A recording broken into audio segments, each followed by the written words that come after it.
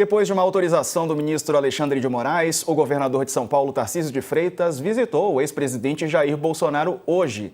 Bolsonaro cumpre prisão domiciliar desde segunda-feira. Tarcísio chegou à casa de Bolsonaro no início da tarde. Ele já estava em Brasília para outras agendas. Por exemplo, o governador participou da solenidade de promoção de oficiais generais da turma da Academia Militar das Agulhas Negras. O Tarcísio fez parte dessa turma. Além de Tarcísio, Moraes autorizou outras 5 visitas também em dias diferentes. A decisão fixa horários e reforça que todas as determinações judiciais anteriores devem ser respeitadas, né? Não podem ali levar celular, gravar vídeo e tudo mais. Coach, o Tarcísio tem interesse, é claro, de manter a relação com o Bolsonaro, está tentando ele ser o candidato em 2026 à presidência. Ele está com uma tarefa difícil, né, Diego?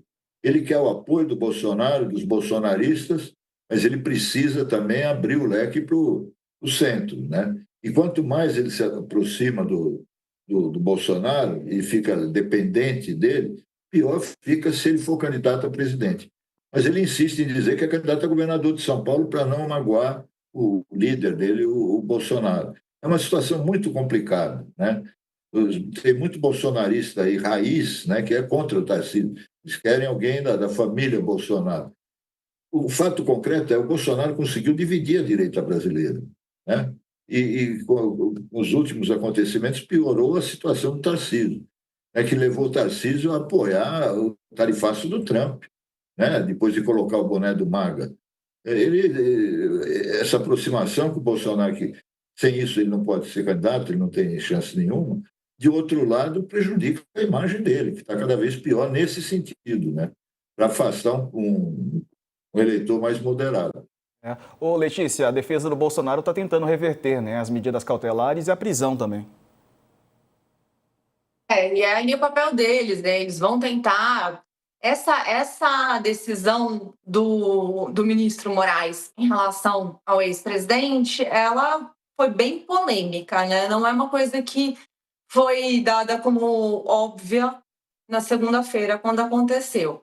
Porque, além de ter sido feita num momento muito delicado, que é o que a gente está vivendo, esse julho maluco que a gente viveu, tem muita gente, muitos juristas ponderaram, olha, o Jair não é proibido, não sofre censura. Então, ele estava falando ali, o Flávio postou um vídeo, ele cumprimentando os apoiadores, ele não estava nem incentivando, dizendo, galera, vamos lá quebrar tudo, fechar o Supremo, como ele já fez em outras vezes, principalmente em eventos de 7 de setembro e na Paulista. Mas ele não era o que ele estava fazendo no domingo.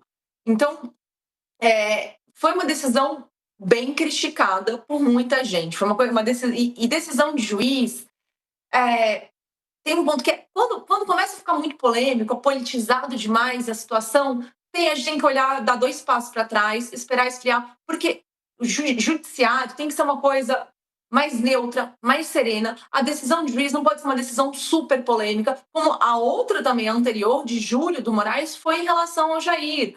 Porque colocava ali, dizendo ele não pode se manifestar, ele não pode ser reproduzido em redes sociais. Mas, cara, é o caso seu. Essa decisão implica numa censura. Aí vai a defesa dele questionar, mas ele está sendo censurado, então, porque ele é um cidadão que não tem direito de falar? Então, começa a ficar numa zona cinzenta demais e com os ânimos tão acirrados e uma situação política tão delicada como a gente está vivendo, que realmente é melhor todo mundo começar a pensar com um pouquinho mais de calma, inclusive o ministro Alexandre de Moraes. Talvez essa seja uma boa oportunidade até para ele dar uma olhada, respirar um pouco e, quem sabe, às vezes, até voltar atrás, dar uma recuada. Não estou defendendo isso, quem tem que decidir isso é o juiz, porque esse é o trabalho dele, não o meu. Mas ele talvez seja bom pensar um pouco menos o fígado do que a gente tem visto, Diego.